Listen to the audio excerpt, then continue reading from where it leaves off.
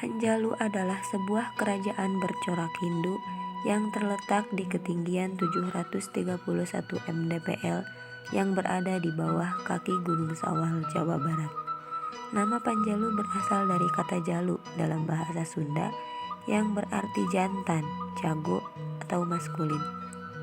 Ada pula orang Panjalu yang mengatakan bahwa kata Panjalu berarti perempuan.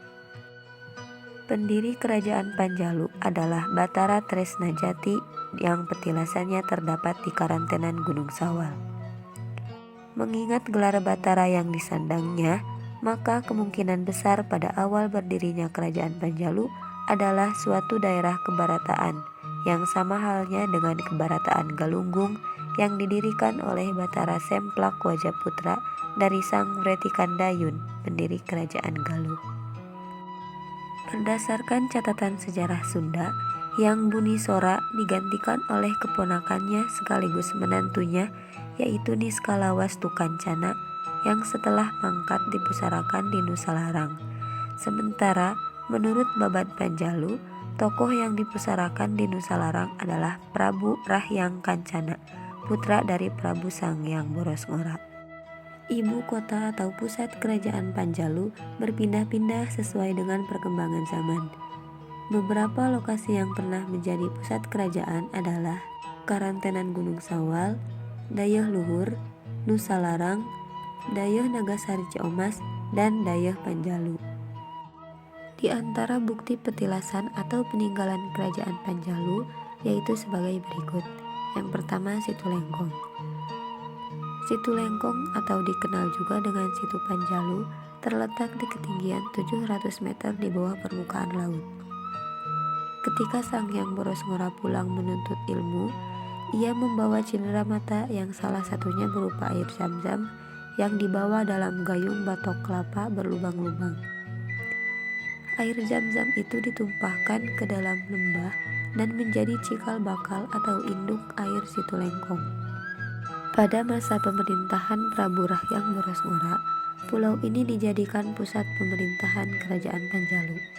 Di Nusa Larang ini bersemayam juga jasad tokoh-tokoh kerajaan Panjalu, yaitu Prabu Rahyang Kancana, Raden Tumenggung Cakranagara III, Raden Demang Sumawijaya, Raden Demang Alda Kusuma, Raden Tumenggung Arga Kusuma atau Cakranagara IV, dan Raden Prajasasana Kyai Sakti.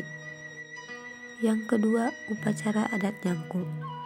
Nyangku adalah suatu rangkaian prosesi adat penjamasan atau penyucian benda-benda pusaka peninggalan Prabu Sanghyang Borosngora dan para raja serta Bupati Panjalu yang tersimpan di Pasucian Bumi Alit. Istilah Nyangku berasal dari bahasa Arab Yanko yang artinya membersihkan. Upacara adat Nyangku ini dilaksanakan pada hari Senin atau Kamis terakhir pada bulan Mulud.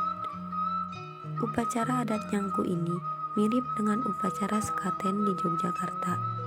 Hanya saja, selain untuk memperingati hari kelahiran Nabi Muhammad SAW, acara Nyangku juga dimaksudkan untuk mengenang jasa Prabu Sanghyang Borosngora yang telah menyampaikan ajaran Islam kepada rakyat dan keturunannya. Tradisi Nyangku ini konon telah dilaksanakan sejak zaman pemerintahan Prabu Sanghyang Borosngora.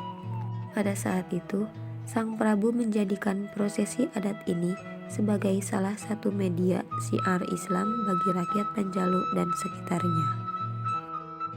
Yang ketiga, Bumi Alit. Bumi Alit dibangun sebagai tempat penyimpanan pusaka peninggalan Prabu Sanghyang Borosngora oleh Prabu Rahyang Kancana di Dayeuh Nagasari.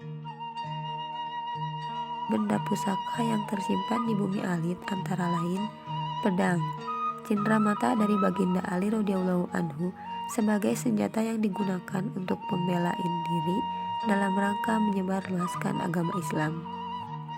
Cis berupa tombak bermata dua atau duisula yang berfungsi sebagai senjata pelindung dan pelengkapan dari dalam dakwah atau berkhutbah dalam rangka menyebarluaskan ajaran agama Islam. Keris, senjata yang digunakan oleh Raja Panjalu sebagai penanda kedudukan bahwa ia adalah seorang raja Panjalu.